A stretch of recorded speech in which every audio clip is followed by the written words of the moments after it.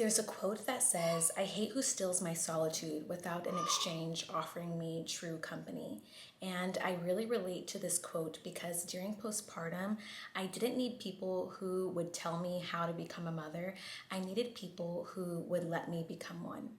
During postpartum, I was so anxious and exhausted, and what I craved most was solitude and being by myself to figure things out in such a vulnerable time in my life because I didn't feel like I can be on all the time. And during postpartum, you're so mentally and physically different that I wanted to be around people who would not come to conclusions about who I was in a time period where I was not myself and I was so vulnerable and so mentally and physically different from my usual state. Having people form conclusions about me during the most vulnerable time of my life was something that I was scared about, especially forming conclusions about who I was as a mother, how I would become a mother, telling me what to do as a mother, and just feeling like my husband and I are two competent people who really researched a lot of how we wanted to become parents and what parenthood meant to us. So, hearing an influx of advice at one of the most vulnerable times of my life didn't feel as connective as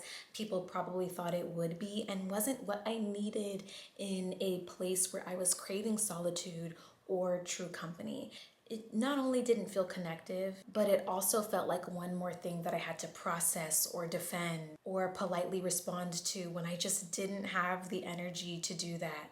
We spent all this time preparing and planning for parenthood, which was months before I actually conceived. And then I spent 9 months pregnant where we prepared and planned for parenthood.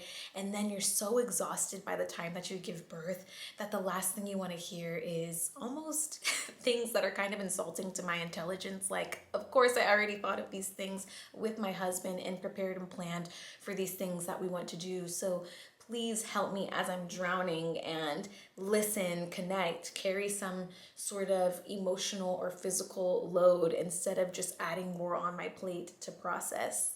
I found myself becoming quieter, and not because I didn't want to hear what people had to say. I think there's a really great way of helping people and giving advice and tuning in. And I think also that you can't really give advice unless you ask questions and understand what advice needs to be given and where people are at mentally and physically. But I just didn't have the energy to explain or justify or debate every parenting decision that we made in such a freshly, again, vulnerable time in parenthood. And the people who really took the time to listen and ask me where I was at and have a dialogue really helped me during motherhood time. The people that didn't form conclusions about